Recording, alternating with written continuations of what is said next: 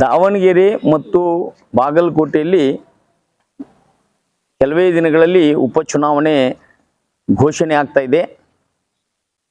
ತಮ್ಮೆಲ್ಲರಿಗೂ ಗೊತ್ತಿರುವಂತೆ ದಾವಣಗೆರೆ ಮತಕ್ಷೇತ್ರದಲ್ಲಿ ಸುಮಾರು 80% ಮುಸಲ್ಮಾನರ ಸಂಖ್ಯೆ ಇದೆ.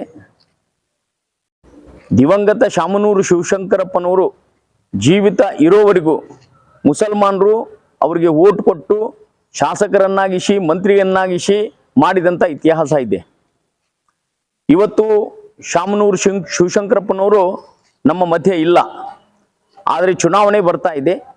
ಆ ಚುನಾವಣೆಯಲ್ಲಿ 80% ಇರ್ತಕ್ಕಂಥ ಮುಸಲ್ಮಾನರಿಗೆ ಟಿಕೆಟ್ ಕೊಡಬೇಕು ಅನ್ನುವಂಥ ಒತ್ತಾಯ ಇವತ್ತು ಕರ್ನಾಟಕ ಮುಸ್ಲಿಂ ಯೂನಿಟಿ ಮಾಡ್ತಾ ಇದೆ. ಯಾಕಂದ್ರೆ ನಾವು ಮುಸಲ್ಮಾನರು ಬರೇ ಓಟ್ ಹಾಕಾಕ ಹುಟ್ಟಿವೇನಪ್ಪ ಅನ್ನುವಂಥ ರೀತಿ ಒಳಗೆ ಇವತ್ತು ನಮಗೆ ಅನ್ಸಾತೈತಿ. ಬಹಳಷ್ಟು ಸಂಖ್ಯೆಗೆ ಅನುಗುಣವಾಗಿ ನೀವು ಟಿಕೆಟ್ ಕೊಡೋದಾದ್ರೂ ಕೂಡ ಹೈಕಮಾಂಡು ಇವತ್ತು ಅಲ್ಲಿ ಹೆಚ್ಚಿನ ಸಂಖ್ಯೆಯಲ್ಲಿ ಮುಸಲ್ಮಾನರಿದ್ದಾರೆ. ಅಲ್ಲಿ ನಿಲ್ಲುವಂಥ ಶಕ್ತಿ ಇರುವಂಥ ಅಭ್ಯರ್ಥಿ ಕೂಡ ಲಭ್ಯ ಇರುವಾಗ ನೀವು ಅವ್ರಿಗೂ ಕೂಡ ಟಿಕೆಟ್ ಕೊಡಲಿಕ್ಕೆ ಹಿಂದೆ ಮುಂದೆ ನೋಡ್ತೀರಿ ಅಂತಂದ್ರೆ ನಮ್ಗೆ ಯಾಕೋ ಕಾಂಗ್ರೆಸ್ ಮೇಲೇನೆ ಒಂದು ಸಂಶಯ ಬರ್ತಾ ಇದೆ.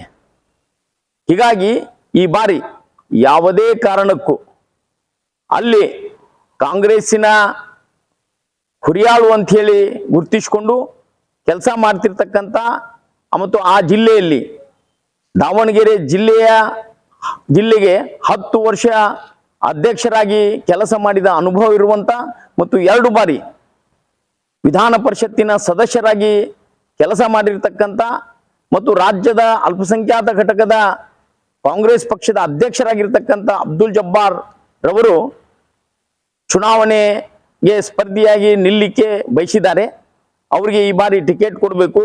ಒಂದು ವೇಳೆ ಅವರಿಗೆ ಪ್ರಾತಿನಿಧ್ಯದಲ್ಲಿ ಅವಕಾಶ ಕೊಡದೇ ಹೋದರೆ ಮುಂಬರುವ ದಿನಗಳಲ್ಲಿ ಮುಸಲ್ಮಾನರ ಭವಿಷ್ಯ ಕಾಂಗ್ರೆಸ್ಸಿನಲ್ಲೂ ಇಲ್ಲ ಅನ್ನುವಂಥ ಒಂದು ಸಂದೇಶ ಹೋಗೋದರಲ್ಲಿ ನಿಸ್ಸಂದೇಹ.